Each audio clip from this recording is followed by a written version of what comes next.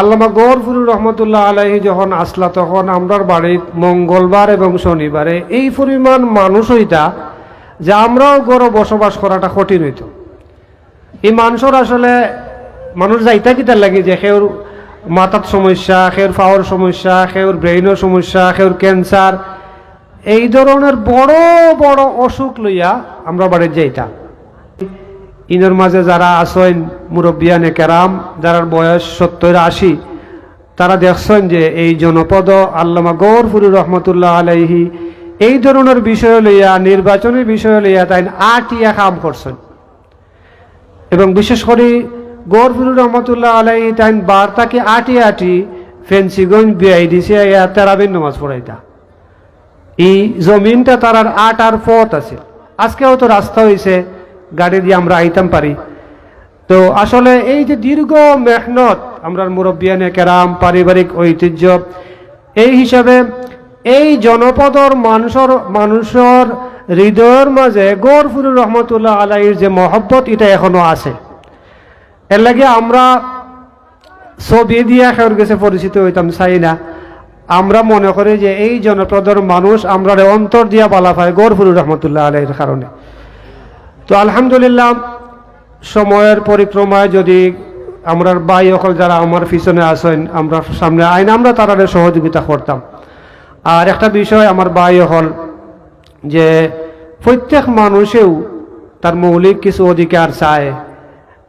হযরত ইব্রাহিম আলাইহিস সালাম আল্লাহর দরবারে দোয়া করছেন, ওয়াইজ ক্বালা ইব্রাহিম রব্বি জাআল হাযা বালাদান আমিনা, আমার এমন একটা শহর দরকার, আমার একটা শহর দান করো যেখানে শান্তি এবং নিরাপত্তায় পরিপূর্ণ। ওয়ারযুক আহলাহু মিনাস সামারাত, এমন ফল ফলাদি যেটা খুব বরকতময় হয়। এটা মানুষের মৌলিক অধিকার।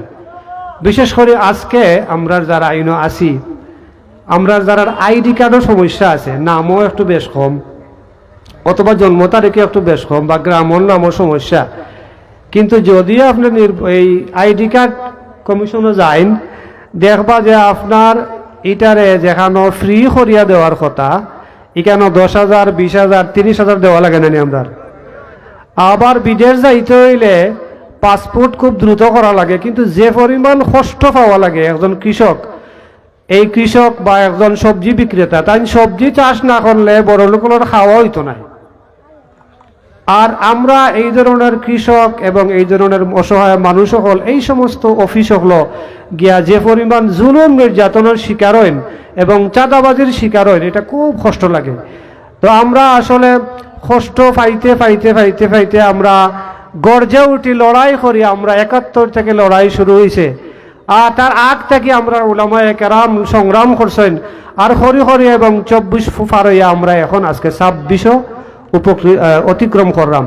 এর লাগে আমরা সময় আইছে যে আমরা সমাজ থাকি, এই যে আমরা ভূমি অফিস, এই যে আমরা বিভিন্ন আইডি কার্ড, নিবন্ধন কার্ড, আমরা যত ধরনের সমস্যা, আমরা এবারের একটা সংগ্রামের দরকার, যে এখান থেকে যেন সব ধরনের আমরা উৎপাদ করতাম পারি। আল্লাহ রাব্বুল আলামিন আমরা সেই তৌফিক দিতাম।